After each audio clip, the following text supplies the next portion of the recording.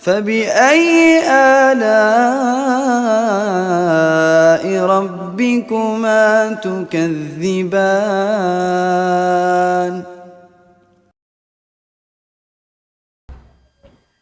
Bismillah. Assalamualaikum warahmatullahi wabarakatuh. Alhamdulillah, salatu wassalamu ala rasulillah wa ala alihi wa sahbihi ajma'in, amma ba'd. Alhamdulillah, kita bersua kembali di awal tahun Masehi ya, ini tahun Hijriah 2026, dan yang seharusnya kita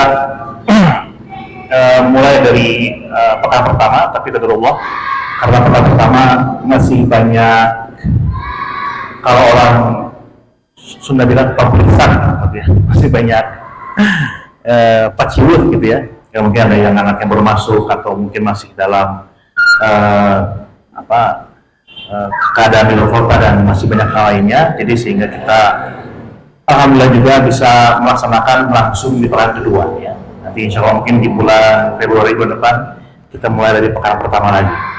Nah, sebelum kita mulai, juga untuk para akhwat di belakang, para ibu-ibu, teteh-teteh, nanti ingin bertanya ya, diusahakan sesuai dengan tema pada sore hari ini. Silakan nanti bisa langsung WhatsApp ke 08161370 111 ya. Sekali lagi untuk para akhwat di belakang sana ingin bertanya kepada Ustaz, silakan bisa langsung WhatsApp ke 08161370 111, itu nomor admin dari Taman Surga. Insya Allah ini saya pegang kendali di depan sini ya. Ya, sahabat Taman Surga, alhamdulillah juga di sore hari ini kita kembali menggali, menimba ilmu syar'i yang insya Allah pastinya ya, bukan mungkin tapi pasti bermanfaat bagi kita di dunia dan juga di akhirat ya. Dan tentunya pada sore hari ini sudah hadir di tengah-tengah kita guru kita tercinta Al-Ustaz Didik Gelar Permana BAME Hafizahullah wa ta'ala, yang insya Allah pada sore hari ini juga insya Allah akan memberikan kita nasihat-nasihat ya, ujangan-ujangan lah kalau orang bilang ya, dari tema kita di sore hari ini. Tapi sebelum kita masuk ke topik, mungkin saya ada punya pertanyaan dulu di awal nih Ustaz. Ada yang tahu nggak di sore hari ini temanya apa nih? Silakan. Temanya apa? Silakan kan, yang baju hitam. Boleh nyampe di grup boleh. Tidak apa-apa. Sama menunggu yang lain. Nah, ada yang tahu? Silakan. Mungkin Kang Tommy tahu, Kang Tommy? Nah, bisa lihat di statusnya WA ini juga boleh. Iya, silakan kan. Nah, depannya M ya. Masya Allah, Madrasatul Ula. Tolong kasih ke Om Tom.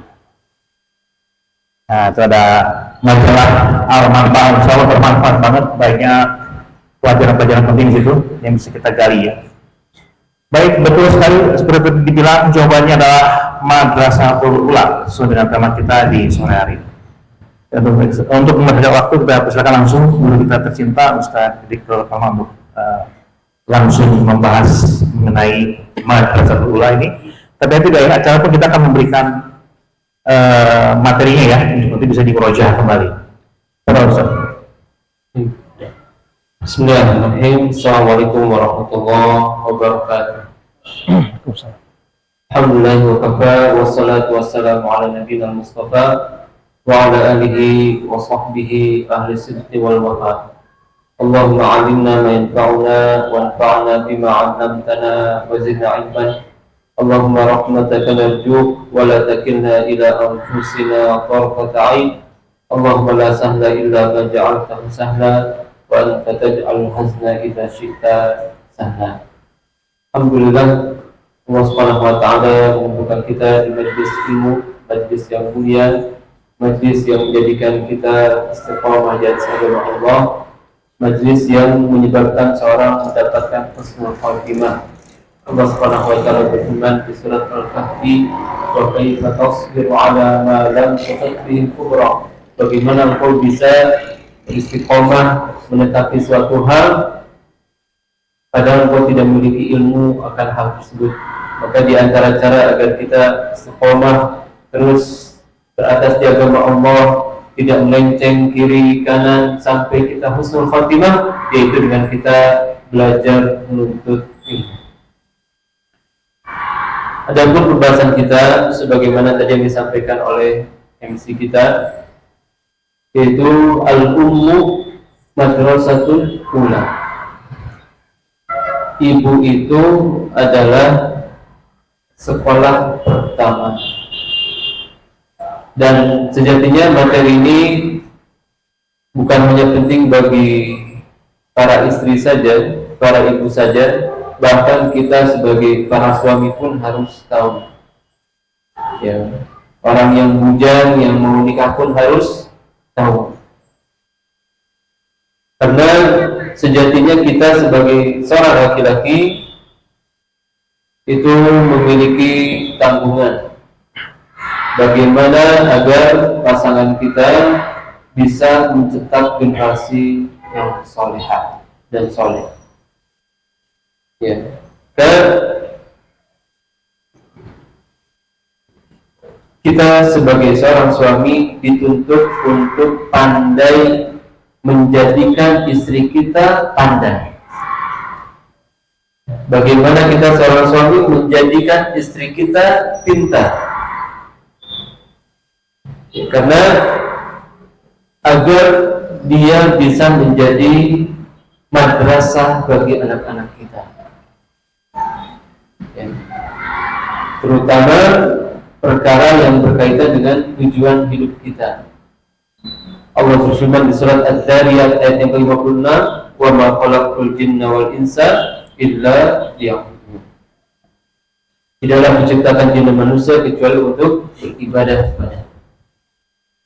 Oleh karenanya, madrasah yang dimaksud adalah madrasah yang mencetak umat Muhammad Sallallahu Alaihi Wasallam. Nabi Sallallahu Alaihi Wasallam bersabda, "Tanakahu takatsaru." Menikahlah kalian dan perbanyaklah keturunan. Ya. Siapa yang paling banyak nih anaknya di sini kira-kira? Kayaknya Kang Doni, Abu Khomsah. Bapak berapa? Kalau boleh tahu? 3 ya? Masih kalah sama saya, Pak. 2 ya, 2. Kita masih kalah. Nih, saya Abu Khomsah. Anda baru 3. Bentar lagi ter. Ya. Insyaallah. Maka Nabi SAW mengatakan, "Tanakahu takatsaru." Menikahlah dan perbanyaklah keturunan. Fa inni ubahi bikumul umama yaumal qiyamah. Sesungguhnya aku akan berbangga dengan banyaknya kalian di hadapan umat lain di hari kiamat. Ya. Dan tentu madrasah ini harus mencetak anak yang benar-benar mencintai Rasulullah SAW. Bukan hanya sekedar klaim. Ya, kamu cinta enggak pada Rasulullah? Cinta. Apa buktinya? Ya, saya hafal lagu cinta Rasul.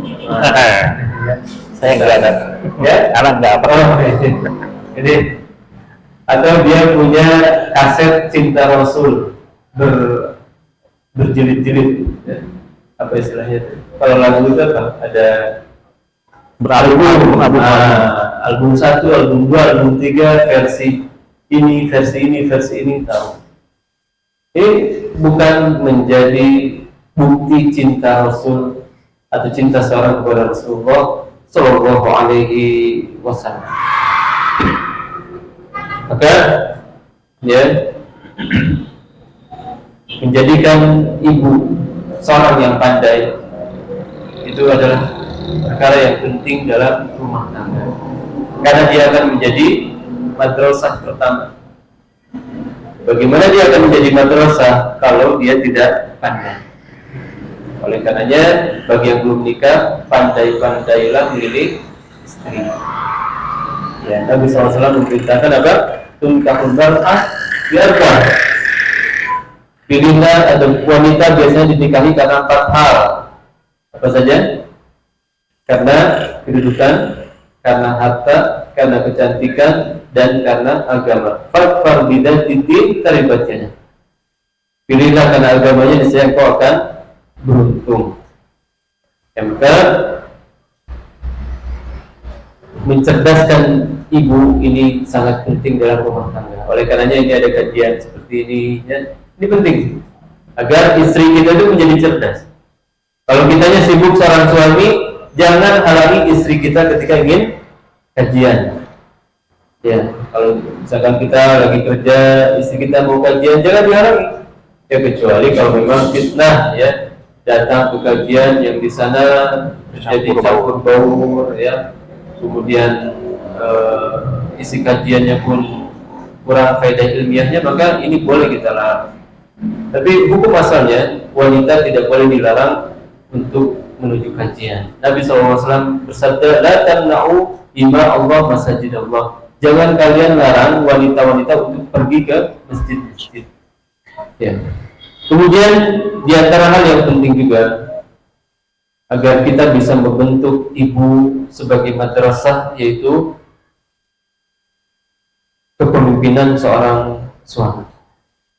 Ya, suami itu harus menjadi pemimpin, sehingga ada istilah bahwa suami itu seperti ya kepala sekolah dan ibu atau istri sebagai gurunya. Ya. Dan Nabi SAW bersabda, kullukum ra'in wa kullukum mas'ulun an ra'iyati. Masing-masing kalian memiliki tanggung jawab dan masing-masing kalian akan ditanya tentang pertanggungjawabannya.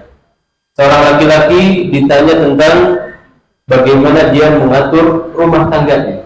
Seorang wanita, seorang ibu ditanya bagaimana dia mengatur rumah suaminya. Ya. Maka kepemimpinan ini juga sangat penting dalam hal membentuk, ya, madrasah ulai. Ya. Kemudian yang berikutnya kita mulai baca, ya, kisah-kisah ibunda para ulama. Ya, sudah dibuka? Silakan. Ummahadatul ulama, ya. Ya. Yang teladan dari para ibu ulama. Yang katanya. Ya. Yang pertama itu, ya. Baik. Ini sejarah mencatat betapa hebatnya pesan ibu peran ibu dalam mencetak generasi terbaik.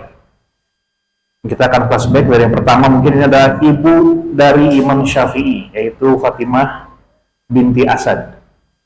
Imam Syafi'i lahir dalam keadaan yatim dan dibesarkan oleh ibunya secara single parent, seorang wanita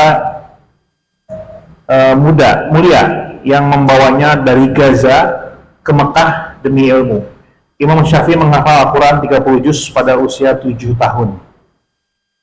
Dalam keadaan sangat miskin, ibunya membimbing, mendukung, dan berkorban untuk pendidikan.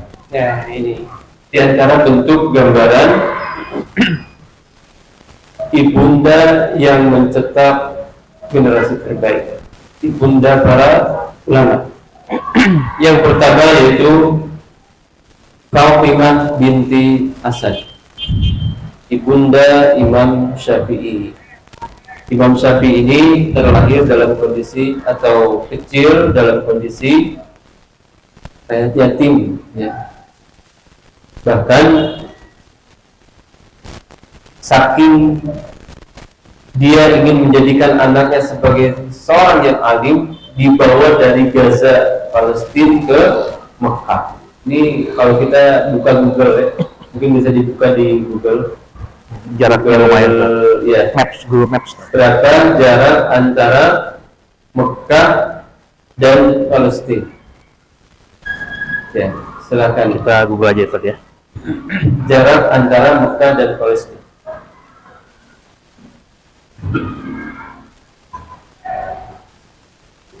Jarak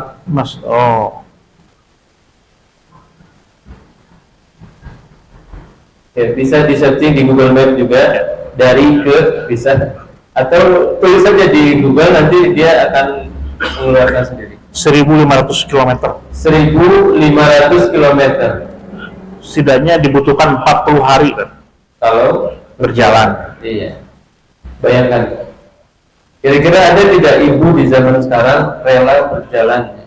Atau mungkin kalau pakai kendaraan di zaman itu kuda atau unta, ya kalau jarak 40 hari itu kalau dengan kuda, atau kalau misalkan jarak 2 pekan itu di zaman sekarang bisa jadi 6 jam.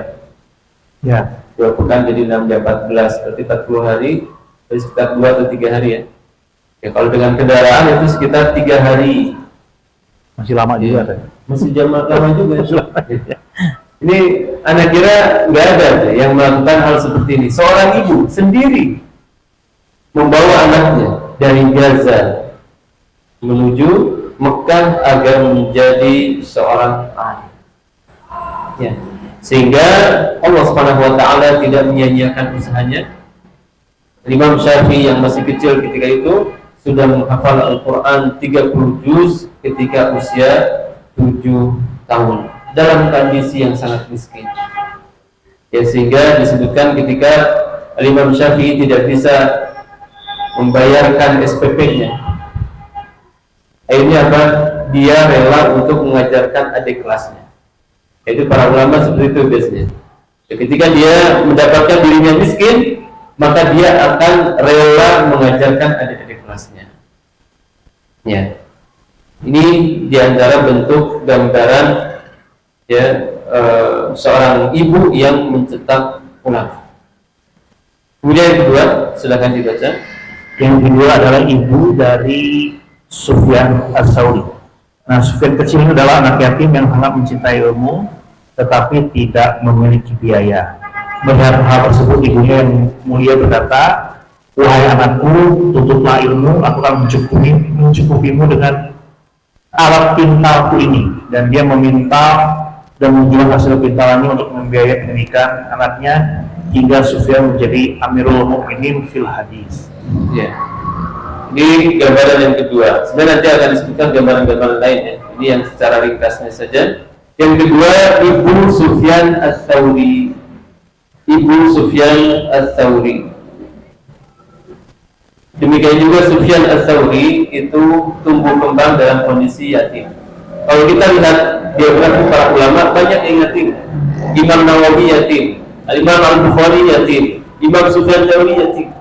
Maka keterbatasan kondisi keluarga, keterbatasan ekonomi ini bukan menjadi alasan seorang untuk tidak menuntut ilmu. Ya, Sufyan Ats-Tsauri yatim. Demikian juga Rasulullah SAW yatim, bahkan bukan hanya yatim tapi yatim piatu. Dan Nabi SAW tidak pernah melihat wajah ayahnya. Ini yatim yang paling menyedihkan. Ya, tujuannya apa? Agar nanti ketika dewasa Rasulullah SAW sangat dekat dengan para yatim. Ya. Di sini disebutkan bahwa Sufyan kecil, anak yatim yang sangat mencintai ilmu tapi tidak memiliki biaya. Sehingga ibunda yang mengatakan, "Ya bunayya utlubul ilma wa ana akfika bi maghzali hada." Wahai anakku, terus belajar.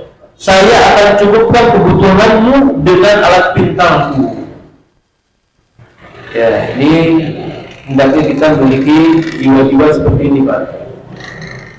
Ya, jangan sampai kita putus asa tengah jalan. Ya, misalkan anaknya sedang belajar, ya, kemudian diberhentikan sekolahnya. Alasannya kenapa? Oh, udah gak bisa bayar. Ya, jadi seolah-olah kalau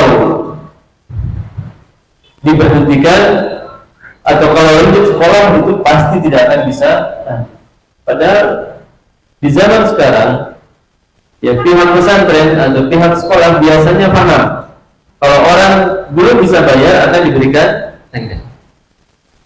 Dan kalau memang seandainya belum mampu, maka bisa dipindah ke sekolah lain, dan sekarang sudah banyak yang gratis.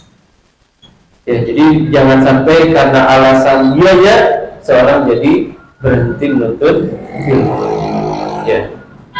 Namun tentu yang gratis pun ada konsekuensinya, biasanya paket C, ya kan ya. Kemudian fasilitasnya sederhana, itu disesuaikan.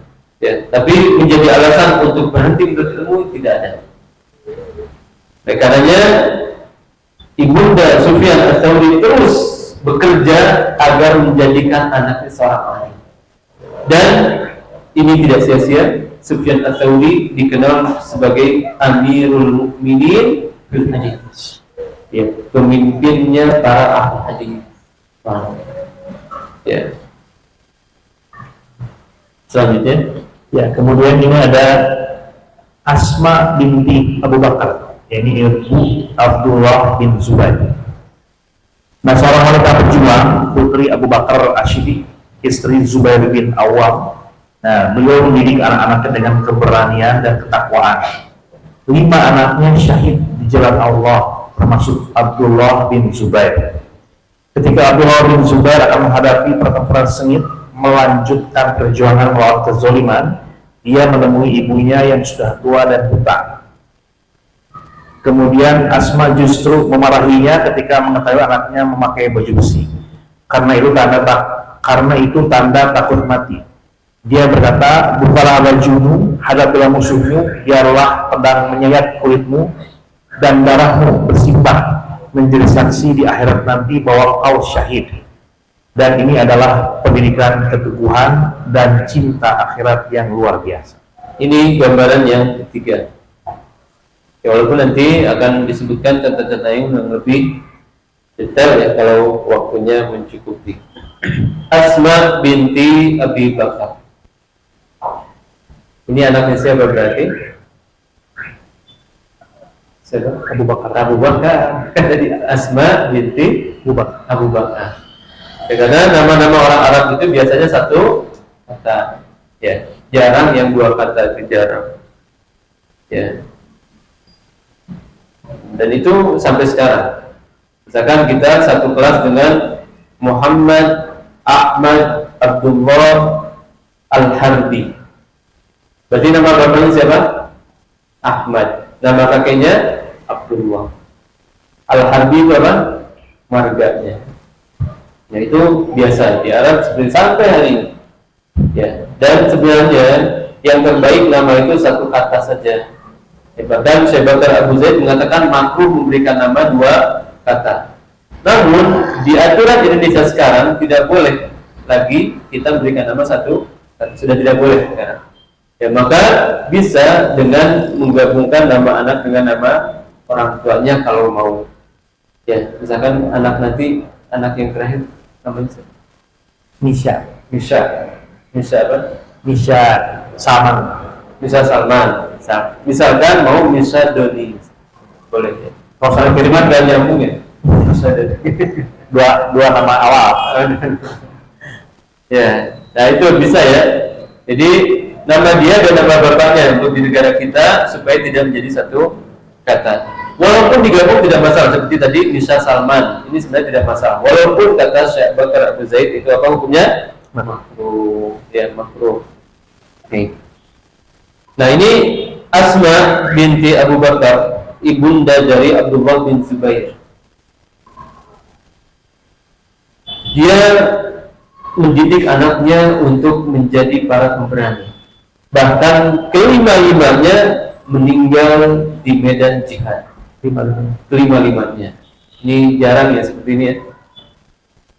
Ya, seperti Anda punya teman. Nah, sekarang masih itu di Dewan Fatwa. Ya, ada namanya Nasrullah. Ini yang datang ke pesantren kemarin kan. Nasrullah. Ya, MH Nasrullah. Kakaknya Ayatullah. MH Ayatullah. Adiknya MH Aminullah. Ya, kemudian ada beberapa, ada 5 anak. Semuanya hafal Quran. Semuanya ya, atau keempat-empatnya dari Madinah, satu Pakistan. Ini luar biasa. Jadi kita ingin mencetak generasi yang seperti itu ya. Jadi semuanya menjadi anak-anak baik, semuanya menjadi orang alim, semuanya menjadi pembuka-pembuka kebaikan. Di pesantren juga ada ya, misalkan anaknya Pak siapa? Ustaz Musni ya. itu dari yang kakaknya, dia sekarang sudah di Madinah, kemudian adiknya, semuanya penghafal Quran. Jadi kita ingin agar anak-anak kita itu seperti itu. Ya. Kalau tidak bisa, minimalnya satu harus jadi aset. Kalau tidak bisa semuanya, minimalnya satu harus jadi aset. Dia terus linear dalam jurusan agama. Ya, agar nanti ketika saudara-saudaranya khilaf, ada yang mengingatkan. Ya, maka ini diantara bentuk ibunda yang sukses adalah Asma binti Abu Bakar yang mencetak 5 mujahid. Bahkan ketika Abdullah bin Zubair hendak berangkat menuju pertempuran, dipeluk oleh ibunya, dan ibundanya ketika itu sudah buta. Ya, ketika dipeluk ternyata kan terdapat baju besi. Ya, kata ibunya lepas. Subhanallah. Mungkin nggak ada ibu seperti ini zaman sekarang ya. Jangankan pakai baju besi, berangkat perang saja belum tentu diizinkan. Ya tentu perang yang syar'i ya, bukan perang yang serampangan. Ya, jihad yang direkomendasikan oleh pemerintah, bukan jihad di balik layar. Ya, dan sekarang memang agak sulit jihad untuk, ya walaupun dulu sempat misalkan Afghanistan, ya itu dibuka loh Afghanistan, sehingga Syekh Abdul Razak sendiri itu pernah berangkat. Ya, para ulama mengatakan ini jihad betul di sana. Ya, bagi yang mau berangkat silahkan. Ya, dan ketika itu Saudi membuka. Nah ini baru tuh syari'nya dua. Pertama, musuhnya jelas orang kafir. Kedua, pemerintah setempat mengizinkan. Nah, ini baru syar'i. Ya, kita misalkan tiba-tiba berangkat saja ke Israel dalam rangka perang ini belum bisa. Kenapa? Karena pemerintah kita tidak membuka akses. Bahkan pemerintah kita cukup mengirimkan ya, tentara-tentaranya sana. Adapun sipilnya tidak dikirimkan. Ketika itu Saudi Arabia membuka akses, ya, sehingga Syekh Abdul Razak berangkat. Ya, ahli ilmu dari kota Madinah berangkat. Ya, bahkan beliau memegang senjata luar biasa. Ya. Nah, maka lihat bagaimana ibunda Abdullah bin Zubair tidak mau anaknya menggunakan baju besi, ya, agar dia meninggal di medan jihad. Seraya berkata, bukanlah bajumu, hadapilah musuhmu, biarlah pedang menyayat kulit dan darahmu bersimbah, agar kau menjadi saksi bagiku, engkau meninggal di medan jihad. Ya, ini beberapa gambaran agar atau contoh dari ibunda yang mencetak. Nanti kita akan sebutkan beberapa lagi. Namun poin keempat, silakan. Ini nasihat praktis untuk orang tua masa kini, Ustaz. Yang pertama adalah anak adalah peniru ulung atau duplikator. Ya, anak mendengar dan merekam segala yang dilakukan oleh orang tuanya. Sejak dalam kandungan, ibu yang tenang dan banyak berzikir saat hamil akan berpengaruh pada ketenangan anak. Ya. Ini kita selalu dulu dengan nasihat ya. Bagaimana agar sang ibu itu menjadi madrasah. Yang pertama, meyakini bahwa anak itu sang peniru ulung. Ya, anak itu sangat pandai untuk meniru. Ya, anak sendiri sempat kaget ya, ketika anak-anak tiba-tiba rekaman, ada anak di belakang. Rekaman jualan tas. Ya, dia persis seperti penjual tas di Shopee. Oh ini ya, yang lagi live. Yang lagi live. Rekamannya masih ada. Ya, alhamdulillah dia rekam dan sangat mirip. Ini bisa dari mana ini? Berarti apa? Anak itu sangat cepat menangkap. Oleh karenanya jangan sampai apa yang masuk ke diri anak itu hal yang tidak baik. Ya. Nah, di antaranya ibu hamil jangan sampai memperdengarkan anaknya musik. Ya, biasanya musik apa yang diperdengarkan oleh sang ibu? Ya, musik klasik atau Kenny G, ya kan? Kenny G itu apa? Ya? Itu saxophone. Ya. Trompet. Ya. Jadi itu sudah menjadi kebiasaan orang barat. Kalau ibu sedang hamil, perdengarkan musik Kenny G. Ya. Ini kita jangan ikut-ikutan seperti itu. Ya, kita jangan ikut-ikutan seperti itu. Kemudian yang kedua, silakan. Yang kedua adalah bersikap rendah hati kepada orang tua. Meski sudah berkeluarga dan punya jabatan, tetaplah rendah hati dan berbakti kepada orang tua. Ridho Allah ada pada ridho orang tua. Nah, ini, ya, jadi anak itu peniru ulung. Konsekuensinya kita harus bisa mencontohkan bagaimana berbakti kepada kedua orang. Ya, kita gambarkan bagaimana wajibnya kita berbakti kepada kedua orang tua, sehingga di kemudian hari dia akan menjadi anak yang berbakti kepada kedua orang tua. Selanjutnya, hati-hati dengan rezeki yang haram. Makanan haram akan membentuk daging dan darah yang menjadi hak neraka dan mempengaruhi akhlak anak. ya, Nabi SAW bersabda, "Kullu rahmin nabata min suhtin fannaru awla bihi." Setiap daging yang tumbuh dari hal yang haram, maka neraka lebih layak untuk menyantapnya. Dan ini akan sangat berpengaruh terhadap pribadi anak. Ya, agar anak mudah diatur oleh sang madrasah ini, maka perhatikan asupan halal tubuhnya. Jangan sampai ada perkara yang syubhat atau perkara yang haram masuk ke tubuh anak dan keluarga kita. Orang soleh zaman dahulu mengatakan kepada suaminya, "Asbiru 'alal ju'i wal 'atash." Saya bisa sabar menahan lapar dan dahaga. Wala asbiru 'ala harri jahannam. Namun saya tidak kuat untuk menahan panasnya neraka jahannam. Maka perbaikilah engkau dalam mencari rezeki. Ya. Dan hati-hati dari rezeki yang haram. Kemudian selanjutnya, Sabar dalam mendidik anak. Sabar adalah ciri orang yang beriman. Allah berfirman yang artinya, sesungguhnya Allah beserta orang-orang yang sabar.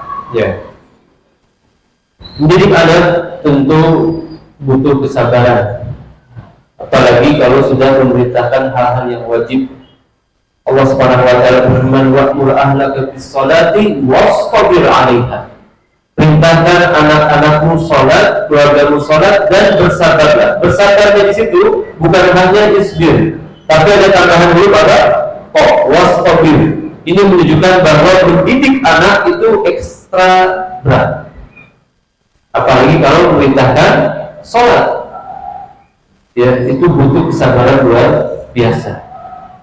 Makanya Allah Subhanahu wa taala janjikan, "Innama yuwaffas sabiruna ajrahum bighairi hisab." Sesungguhnya orang-orang yang sabar itu akan diberikan ganjaran pahala tanpa batas. Ya, dan di antara poin penting kita sebagai pendidik adalah jaga kesabaran kita. Ya, terutama sang ibu harus punya kesabaran dalam mendidik anak. Selanjutnya, Jangan menelantarkan pendidikan karena kesibukan dunia. Jangan sampai kesibukan mencari nafkah pagi pulang malam membuat kita lalai mendidik anak langsung. Mendidik anak secara langsung.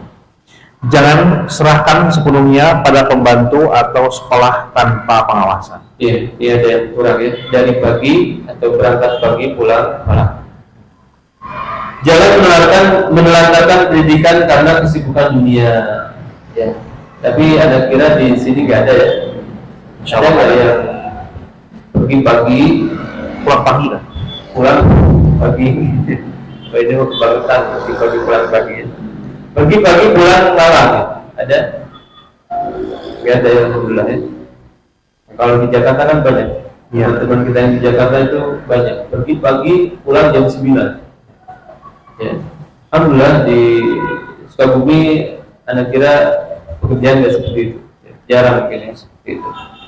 Nah, ini kalau terjadi seperti ini, istrinya juga kerja, maka biasanya pendidikan anak diserahkan kepada pembantu. Ya, dan ini merupakan pincangan dalam dunia pendidikan. Tidak boleh pendidikan sepenuhnya diberikan kepada pembantu. Ya, dan Anda punya teman masih ingat ya, bagaimana dia menjadi nakal gara-gara suami atau bapak ibunya terlalu sibuk. Ada yang ya dia menjadi nakal ketika bapak ibunya bekerja. Ada yang bapaknya ini pegawai PNS di perhutanan, sehingga sering apa? Ya keluar kota di desa di luar. Dan ibunya ikut. Ibunya senantiasa ikut. Anak-anaknya tiga-tiganya subhanallah. Ya, luar biasa. Ya. Bahkan yang anak pertamanya mengingkari Tuhan. Ya, anak pertamanya karena anak kenalnya dengan anak yang terakhirnya. Tapi karena satu ini kenal juga ke kakak. Itu kalau tidak salah kuliahnya di UIN. Ujung-ujungnya mengingkari Tuhan. Yang pertama, yang kedua tukang main perempuan. Yang ketiga main musik dan minum-minuman. Apa ini? Karena efek ketidakadaan orang tua di rumah. Maka jangan sampai kita memilih pekerjaan yang anak-anak kita sama sekali tidak terurus. Ya. Selanjutnya utamakan, ini mungkin bagi yang sudah menikah ya. Ya. Utamakan akur dengan mertua. Nah, karena kerukunan dengan mertua membawa keberkahan rumah tangga. Suami yang cerdas akan mendidik istrinya untuk menghormati orang tuanya. Ya, utamakan akur dengan mertua. Ya, karena kalau sudah akur dengan mertua itu biasanya akan lebih mudah mendidik anak. Dan di antara rapor merah seorang suami atau seorang istri adalah tidak akur dengan mertua. Ketahuilah para jemaah sekalian, pasangan bisa diganti, tapi ibu tidak bisa diganti. Ya, maka jangan sampai kita mendahulukan istri kita di atas orang tua kita. Namun di sisi lain, ketika orang tua atau ya orang tua pasangan kita membutuhkan, kita pun harus bisa membantunya. Baik, selanjutnya kita masuk dalam kisah-kisah ini tadi ya, ibunda ulama. Sejarah telah mengabadikan kisah-kisah wanita agung dan saleh yang mengorbankan hidup dan waktu mereka. Mereka bekerja keras hingga melahirkan para jenius yang mengubah jalan sejarah. Nah, nama-nama mereka tercatat dalam daftar para pemimpin besar yang menginspirasi. Dan jika kita membaca biografi mereka, kita akan menemukan bahwa jasa itu kembali pada para ibu agung ini.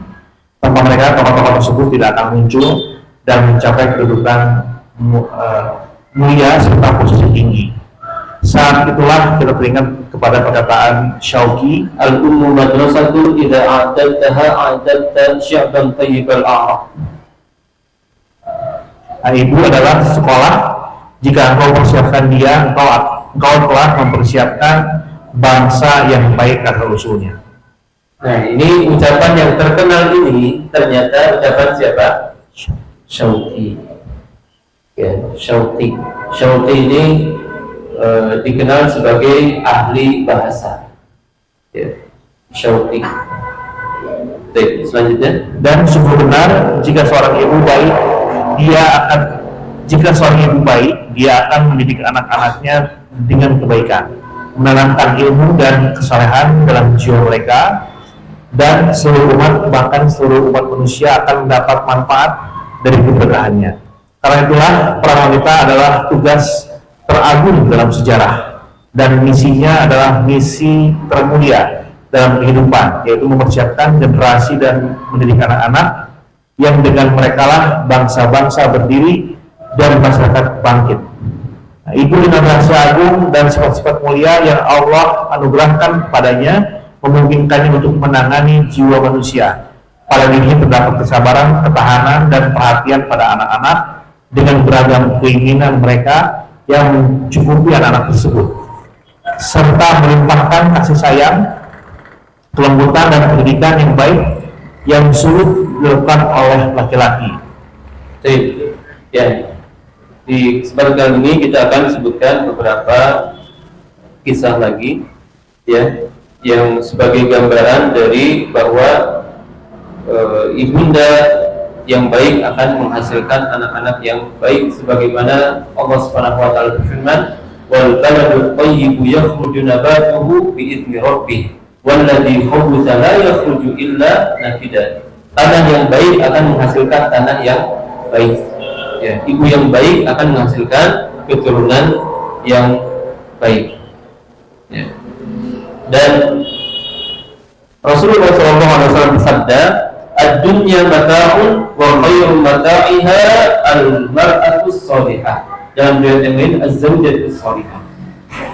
Dibaca artinya, Dunia adalah perhiasan, dan sebaik-baiknya perhiasan dunia adalah istri yang saleh. dan dalam hadis yang lain Nabi SAW bersabda, tunkahul mar'atu li arba', ya. Kemudian menyebutkan 4 hal yang tadi disebutkan, dan Nabi bersabda, fadfar bidatid din taribat yada. Seorang wanita dinikahi karena 4 perkara. Kemudian beliau menyebutkan diantaranya karena agamanya. Lalu bersabda, maka raihlah wanita yang memiliki agama, niscaya engkau akan beruntung. Baik, kita langsung ke kisah-kisah ibunda para ulama yang lain. Kita mulai dengan Rabi'ah bin Farrukh. Ya, Rabi'ah bin Farrukh. Silakan.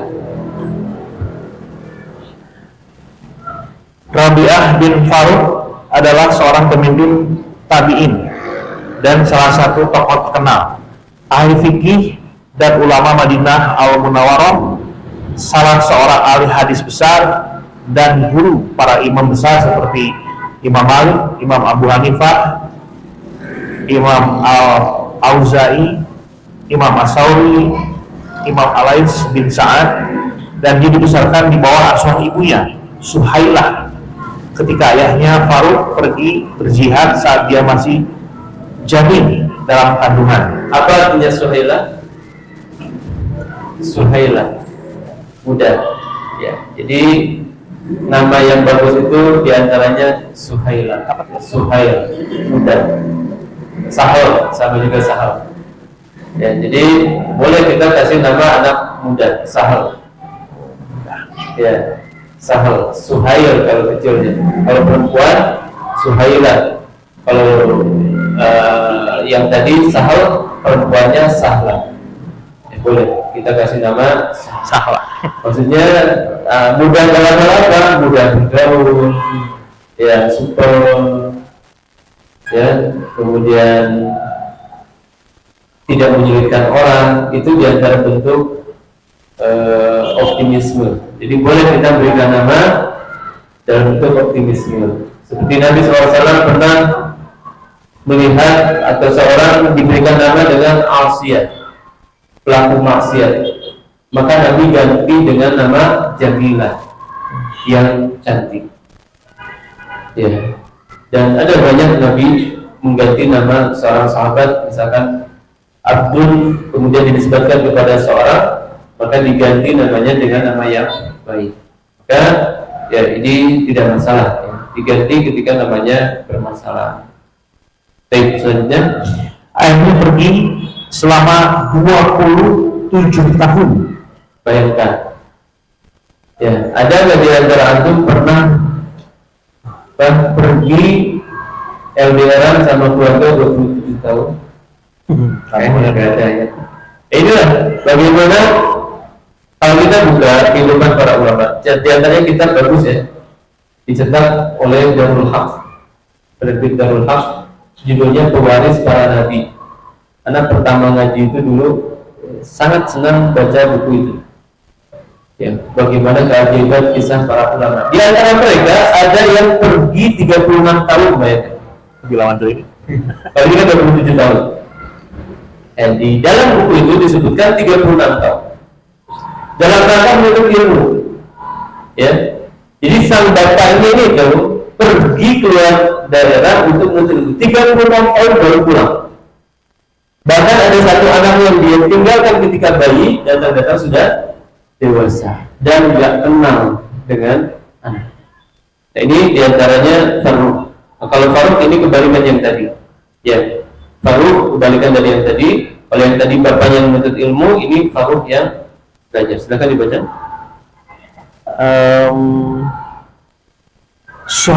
Suhailah melahirkan putranya Rabi'ah dalam keadaan ketidakhadiran ayahnya dan mendidiknya dengan pendidikan yang baik. Nah, dia membawanya kepada para ulama untuk menuntut ilmu sejak kecil dan mendalami fikih pada para tabi'in besar di Madinah. Dia bersabar, mendukung, membantunya dalam tugasnya dan mendorongnya untuk menuntut ilmu dan memperbanyak bekal dengannya, baik dengan harta maupun dirinya.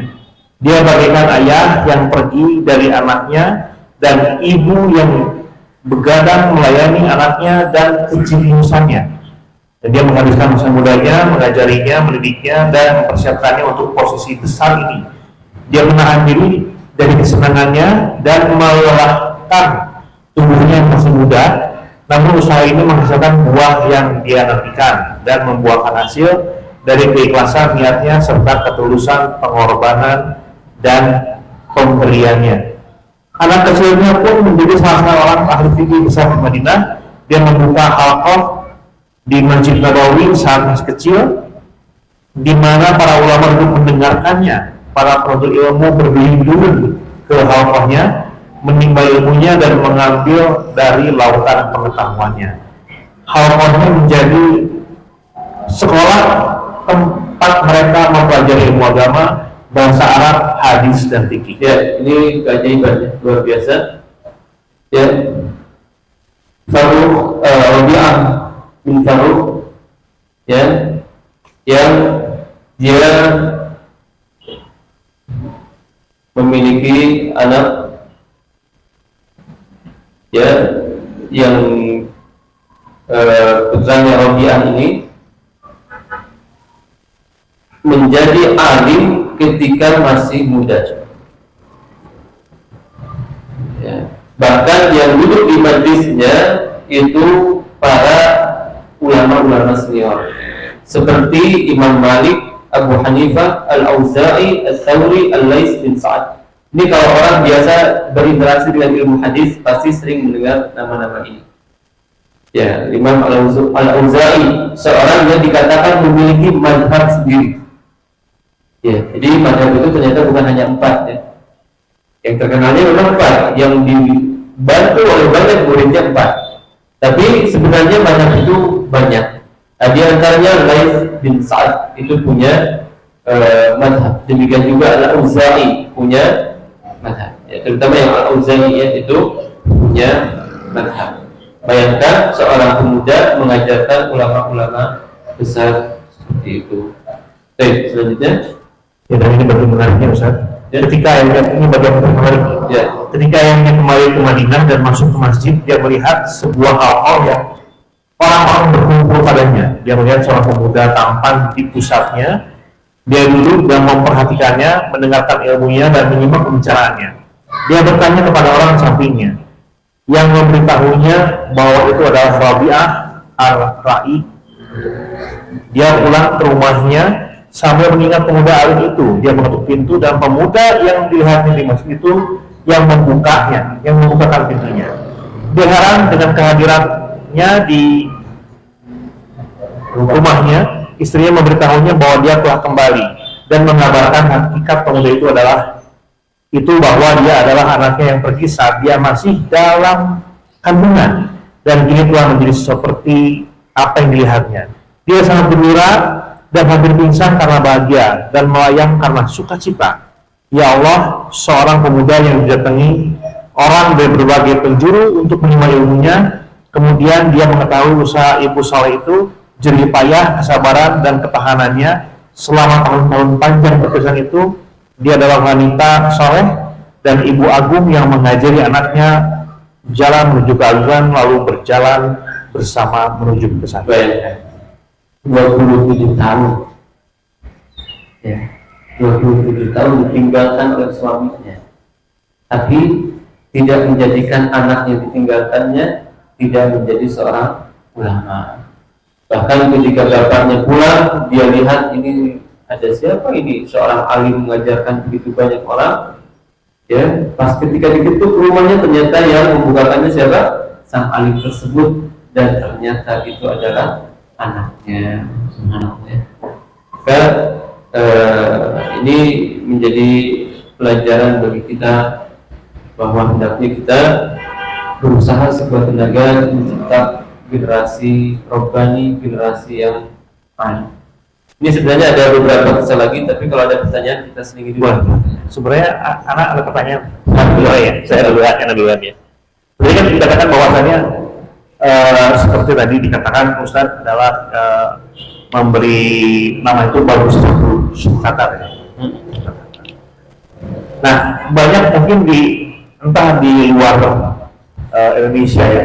Cuman kita sering melihat di sekeliling kita, Ustaz, ketika ada seseorang memberikan nama, kemudian si anaknya ada katanya sakit-sakitan lah, kemudian ada yang misalkan kurang pinter atau apa gimana, wah ini katanya namanya kurang bagus atau berat nama juga katanya mah. Akhirnya ada beberapa saudara-saudara kita yang mengganti namanya. Ya, ini termasuk, kalau tadi kan itu kan nama itu Suharapan katanya, kayak Suhaib gitu. Apakah ini termasuk hal yang sama atau bagaimana? Ya, beda ya. Antara keyakinan orang-orang yang mengganti-ganti nama itu dengan optimisme yang tadi disebutkan. Ya. Atau dalam bahasa istilah syar'inya itu al-fa'l. Jadi memberikan nama itu bisa menjadi al-fa'l. Apa itu al-fa'l? Kata-kata yang menjadikan kita optimis. Ya, misalkan kita keluar rumah, tiba-tiba ada yang mengatakan selamat ya. Kita ambil dari pendengaran kita, saya akan selamat di safari ini. Itu boleh. Oh, itu istilahnya al-fa'lu. Ya, kita melihat ada kejadian yang menggembirakan, kemudian kita ambil sisi positif. Itu boleh. Selama tidak meyakini pasti terjadi. Kalau meyakini pasti terjadi, itu namanya apa? Taqayyur. Ya. Itu namanya taqayyur. Misalkan tangan bergetar, wah kerenyedanan ya, Dapat rezeki, ya, dapat rezeki, dapat rezeki, dapat uang. Itu taqayyur. Kenapa? Karena dia meyakini ini pasti itu. Ya. Adapun al-fa'l yang kata Nabi SAW, al-kalimatul thayyibah, al-kalimatul hasanah, itu adalah optimisme saja. Ya, optimisme yang menjadikan seorang semakin yakin akan kebaikannya. Ya, misalkan contoh dalil yang menunjukkan akan adanya hal ini, Nabi SAW ketika berhijrah dengan Abu Bakar, kemudian Nabi bertemu dengan seorang, ditanya namanya, namamu siapa? Kata dia Salim. Ya, kata orang itu apa? Salim. Nabi bersabda kepada Abu Bakar, bukan kepada orang itu, Salim tak insya Allah, kamu akan selamat insya Allah. Itu namanya fa'al, optimisme. Ya, dalam kondisi genting ini kan keduanya lagi apa? Hijrah, sedang dikejar-kejar orang. Ya kan, jadi sayembara, siapa yang dapat kepalanya, hidup mati dapat 100 ekor unta. Ya kan gitu ya. Nabi berjalan, bertemu dengan orang, ditanya, siapa namamu? Kata dia Salim. Nabi bersabda kepada Abu Bakar, Salim tak insya Allah, kamu akan selamat. Ini namanya al-fa'lu. Boleh. Ya, al-fahmu. Ya, maka kalau kita mendengar kalimat-kalimat baik ya, mau berjalan, kemudian kita dengar selamat, selamat, selamat. Wah, insya Allah saya juga selamat. Tapi sebaliknya kalau kita lihat nih, baru jalan, tabrakan di jalan, orang lain tabrakan. Wah, mau benar nih, baik, nggak boleh. Pertanda nih gitu. Nah, ini pertanda nih kita juga bakal celaka, nggak boleh. Kalau itu tidak boleh. Yang diperbolehkan itu adalah al-fa'l, mengambil sisi positif dari kejadian-kejadian yang ada sekitar. Adapun sebaliknya tidak boleh. Itu namanya syu'um. Syu'um itu artinya kesialan. Dan kesialan di dalam agama Islam hanya karena maksiat saja. Ya. Boleh kita merasa sial karena maksiat, boleh. Ya, kita berbuat maksiat nih, nipu orang misalnya. Ya, tiba-tiba motor kita terpelanting, jatuh. Nah, ini kayaknya gara-gara saya nipu dia. Nah, itu boleh. Menganggap sial sesuatu karena maksiat itu boleh. Tapi kalau hanya dengan karena fenomena-fenomena alam saja ini tidak boleh. Ya. Dan Nabi SAW menjelaskan kesialan itu dalam 3 hal. Apa saja? Ya, kesialan adalah dalam 3 hal. Ini ada hadiahnya. Iya. Kita kasih pertanyaan aja. Berhubung nggak bisa jawab, kita kasih. Padahal ada yang mau jawab. Ya, silakan. Boleh menjelaskan kesialan itu ada dalam 3 hal. Ya, 3 apa saja silakan. Dari awal juga boleh, kalau jawab boleh. WhatsApp ya. Asal cepat-cepat aja nih. Kita akan kasih hadiah. Ada yang mau jawab silakan sini.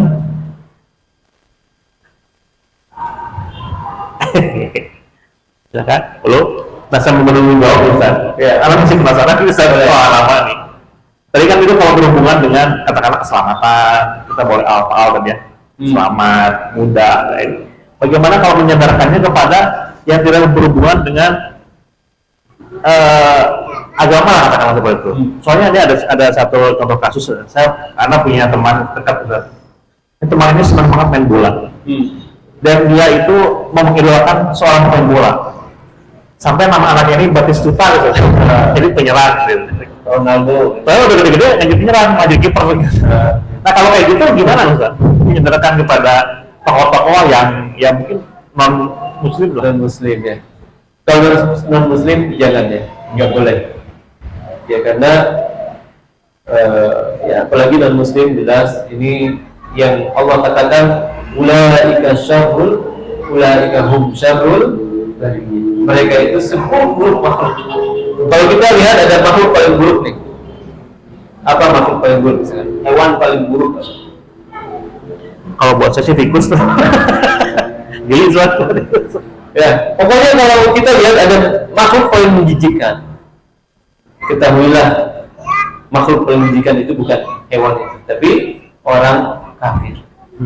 Ulaika hum syarrul bariyah. Mereka itu seburuk-buruk. Nah, kalau kita meyakini hal itu, ketika kita melihat non-muslim ya, yang kata Nabi SAW, demi zat yang jiwaku berada di tangannya, itu demi Allah. Ya, tidaklah seorang meninggal dalam kondisi Yahudi atau Nasrani, padahal aku telah diutus, kecuali dia akan menjadi penghuni neraka. Ya, berarti kita meyakini bahwa non-muslim itu kalau meninggal di atas agamanya pasti menjadi penghuni neraka. Maka tidak boleh kita memberikan nama dia kepada anak-anak kita. Ya, jangan tadi ya. Jangan. Tapi kalau muslim boleh. Boleh. Apalagi dengan nama-nama nabi itu bagus. Ya, apalagi dengan nama-nama nabi Abraham misalnya, walaupun digaulkan ya, jadi Abraham, ada Ibrahim. Boleh nggak kalau gitu?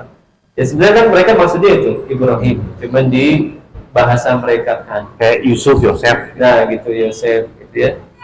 Itu cuman kalau bisa kalau ya Yusuf saja. Kenapa harus jadi Yosef? Ustaz itu sudah menjawab dari avatar. Ya silakan. Apa? Wanita, rumah, dan hewan tunggangan.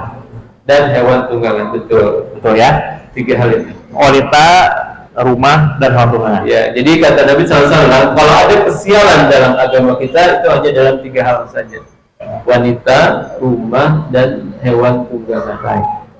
Maksudnya apa? Bukan jangan menganggap sial ketika rumah tusuk sate, bukan seperti itu ya. Iya, iya. Wah, ini rumahnya tusuk sate nih pas belokan. Itu bukan seperti itu maksudnya. Ya.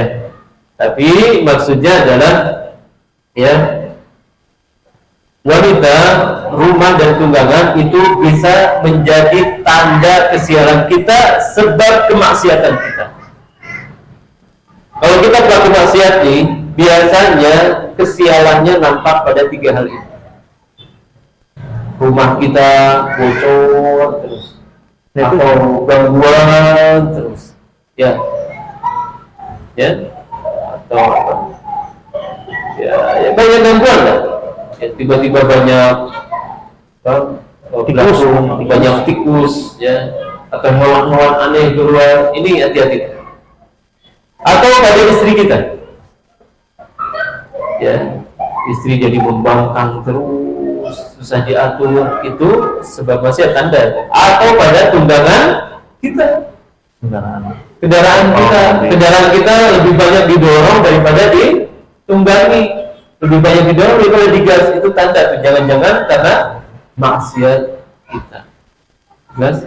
Jadi bukan kita katakan, oh tong beli rumah nomor 13 sial, jangan beli rumah tusuk sate sial, jangan beli mobil plat ini, jenis ini sial, bukan seperti itu.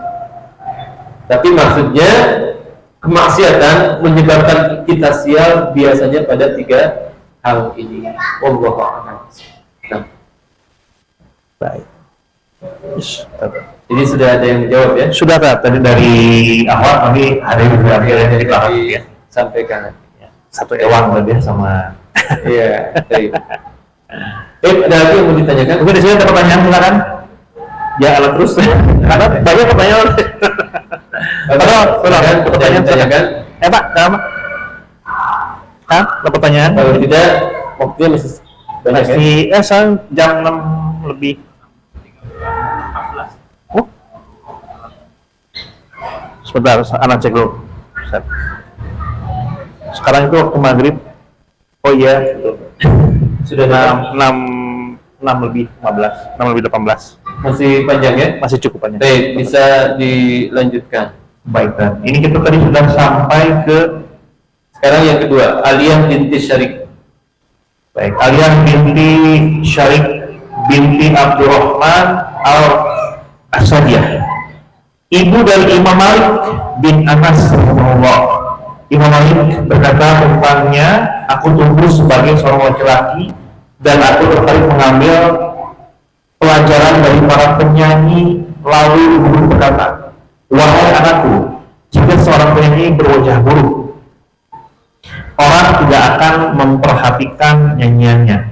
Tinggalkanlah nyanyian dan carilah ilmu fikih. Maka aku meninggalkan para penyanyi dan mengikuti para ahli fikih. Dan Allah mengangkatku hingga mencapai apa yang kau lihat.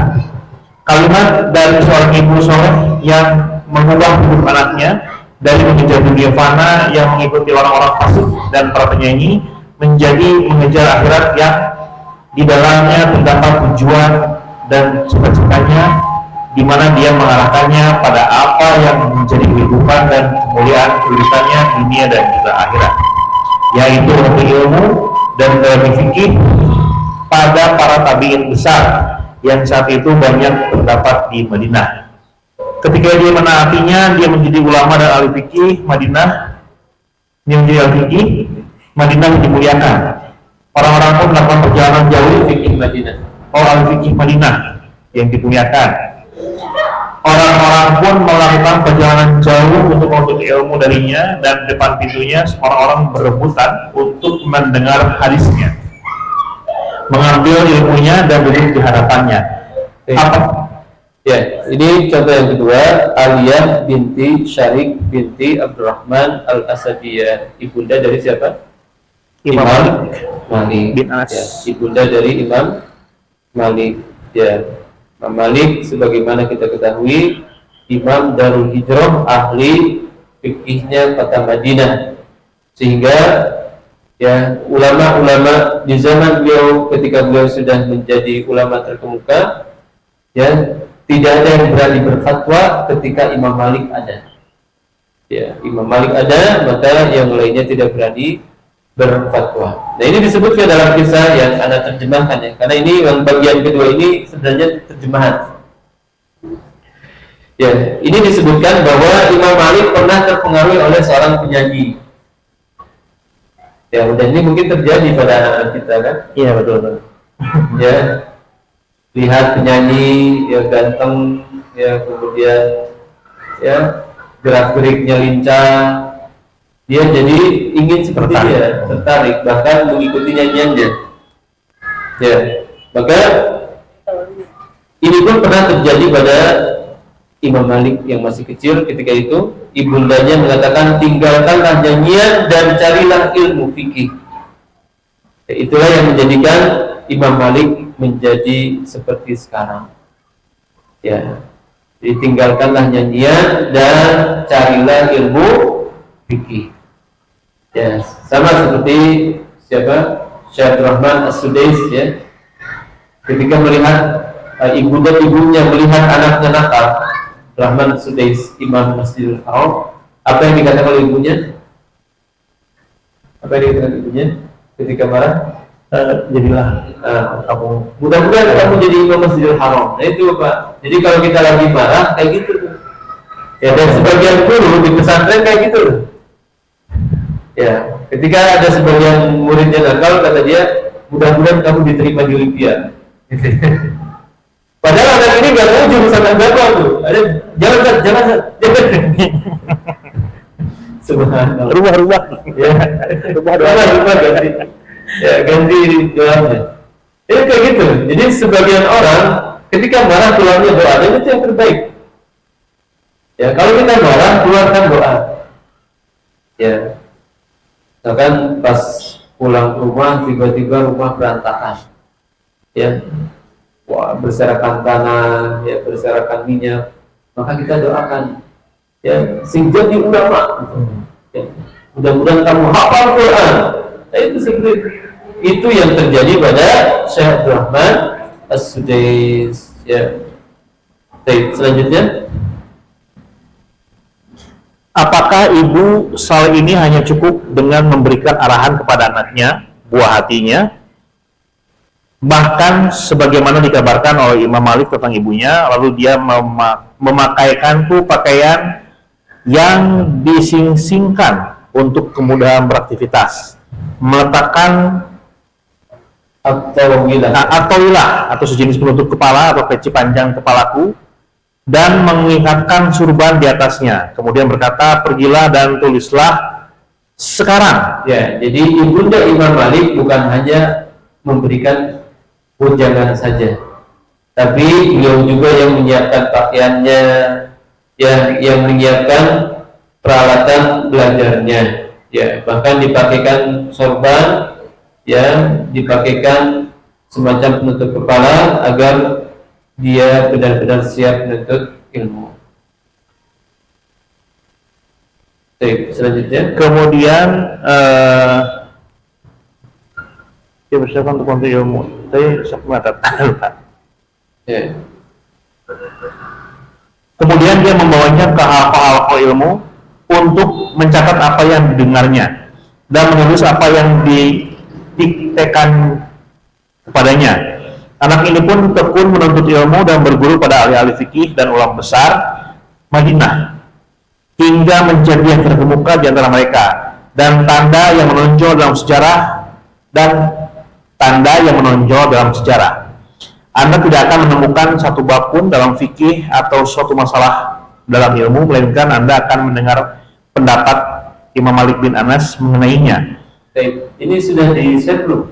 Belum. Oh, belum ya. Anak Jadi cara. antum nggak bisa lihat. Tapi ini di-share dulu sementara ya. Nanti kalau ada keliruan, nanti kita revisi. Anda belum revisi. Ini masih seadanya saja. Baik. Nah, ini kita singkat saja ya. Imam Malik itu dikatakan di sini tidaklah ada permasalahan fikih kecuali akan disebut nama Imam Malik. Ya, ini luar biasa. Namun apa yang terjadi? Ibunda Imam Malik ketika masih kecil Imam Maliknya, ya, beliau berkata, pergilah kepada Rabi'ah dan belajarlah adabnya sebelum ilmunya. Lihat, motivasi dari siapa? Ibunda. Nah, maka kita sebagai orang tua harus pandai-pandai memilih guru untuk anak. Ini kita tahu nih, ini ahli qiraat sekarang di daerah Sukabumi siapa? Anak, kamu belajar ke sana. Ya, ini ahli fikih siapa? Kamu belajar ke sana. Ya, ini yang terbaik yang dilakukan di zaman ini. Ya, walaupun mungkin kalau sekarang kan orang tua hanya tinggal memberikan apa? Sekolah, ya, tinggal memberikan sekolah. Tapi kalau sistem pembelajarannya seperti di Masjid Nabawi, ya, Masjid Nabawi itu terbuka, ya. Jadi halqa banyak sekali. Nah, itu nanti tergantung orang tua yang diberikan ke siapa belajarnya. Ya, maka mudah-mudahan kita semua mendapatkan rezeki untuk berangkat ke Masjid Nabawi, ya. Mudah-mudahan bisa tinggal di sana setahun, 2 tahun, itu nikmat luar biasa. Ya, maka kita akan merasakan bagaimana kondisi halqa di sana. Di Masjid Nabawi itu satu tempat yang di satu waktu berkumpul para ahli ilmu. Bayangkan, Pak, timbang antara maghrib ke isya itu berkumpul ahli bahasa, ya, berkumpul ahli hadis, berkumpul ahli fikih di satu waktu. Tinggal kita mau belajar yang mana, ya, tinggal kita mau belajar yang mana. Nah, ini berkaitan dengan Imam Malik. Kita ini masih ada? Cukup. Sudah habis waktunya. Dan mungkin sudah di-share ya, bisa dilihat di grup WhatsApp.